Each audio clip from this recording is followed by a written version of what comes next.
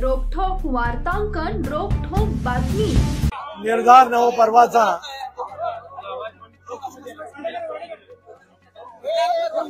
हे ब्रीदवाक्य समोर ठेवत मी आणि माझ्या प्रदेश पातळीवरच्या सहकार्याने महाराष्ट्राचा दौरा सुरू केला। उत्तर महाराष्ट्र मराठवाड्याचा दौरा पूर्ण करून पश्चिम महाराष्ट्रातल्या सोलापूरच्या या ऐतिहासिक नगरीत आज या ठिकाणी आम्ही आलो।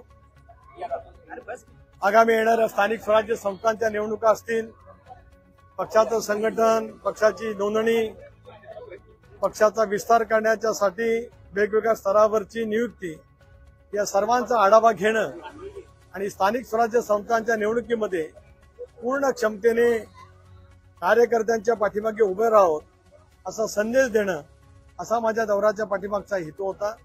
मला सांगायला निश्चित अभिमान वाटेल की उत्तर महाराष्ट्र, मराठवाडा आणि आज सोलापूरला सुद्धा एक अभूतपूर्व उदंड असा कार्यकर्त्यांचा प्रतिसाद, आणि इथे कुठेही जाहीर सभा नव्हत्या, इथे फक्त काम करणारा कार्यकर्ता, पक्षाची निष्ठावान असलेल्या कार्यकर्त्यांचाच तो मेळावा होता।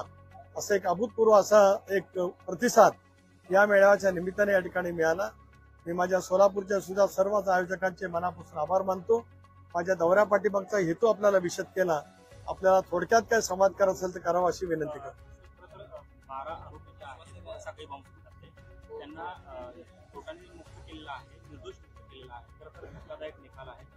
मुंबईमधील सखी वंशज झालेले होते, त्याचे आरोप सुरुवातीला खालच्या न्यायालयाने त्यांना जन्मठेप दिलेली होती, काहींना विशेष शिक्षा सुनावली, मात्र हायकोर्टात त्यांनी निर्दोष केले। कुठेतरी सरकारचे प्रतिनिधी कमी पडले असं म्हणाले, असं मी मानत नाही। उच्च न्यायालयामध्ये चांगले निष्णात वकिलांनी युक्तिवाद केला असेलच, परंतु आता दौऱ्यावरती असल्यामुळे मला याची सखोलपणाने माहिती नाही।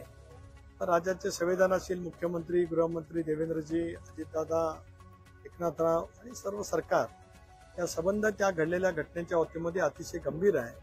मला असं वाटतं, कारण मी आता बोललो तर आपण म्हणाल की मी सरकारच्या वतीने बोलतो ते काय, मी सरकारचा प्रतिनिधी नाही, पण सरकारच्या घटक पक्षाचा एक प्रमुख आहे। राज्य सरकारने या निर्णयाला सर्वोच्च न्यायालयामध्ये आव्हान दिलं पाहिजे अशी राष्ट्रवादी काँग्रेस पक्षाची भूमिका आहे। ईडीच्या प्रश्नावरून सुप्रीम कोर्टाने जे आहे ते सरकारला, महाराष्ट्र सरकारला झापलेलं आहे किंवा ईडीला झापलेलं आहे की ज्या पद्धतीने महाराष्ट्रातल्या केसेस आहेत त्यावर आम्ही तोंड उघडू देता। कर्नाटकच्या मुख्यमंत्र्यांच्या पत्नीची ईडीची चौकशी लागलेली आहे, त्यावरून सुप्रीम कोर्टाने ईडीला झापलेलं आहे। मला या विषयाची माहिती नसल्यामुळे मी काय मत प्रदर्शन करणार। स्थानिक पातळीच्या निवडणुकीवरती आपण कार्यकर्ते संवाद करतोय। स्थानिक पातळीवर लोक नाराजी व्यक्त करतायत, त्या नियुक्त होतायत, तिकीट प्रदेश पातळीवर नव्हतं।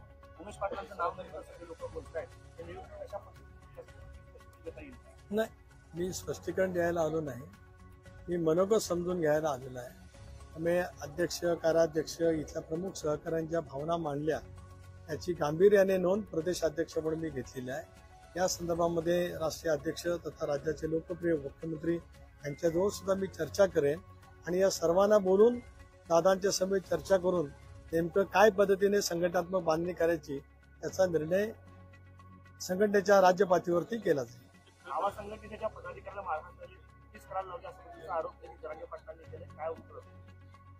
कालचा व्हिडिओ बघितला आणि माझे 41 वर्षाच्या राजकीय जीवन बघितलं तर प्रत्येकाला माहिती आहे की माझी स्वतःची कार्यपद्धती काय राहिली। जरांगे पाटील साहेब काय बोललेत मला माहित नाही। इथे काल सगळे पत्रकार होते, कोणाच्याकडनं तुम्ही माहिती घ्या नेमकं काय घडलंय आणि मग मी त्याच्यावरती बोलेन। महाराष्ट्रातील महत्त्वाच्या आणि ताज्या बातम्या पाहण्यासाठी आमच्या जय हो न्यूज चॅनलला सबस्क्राईब करा आणि बेल आयकॉन प्रेस करा।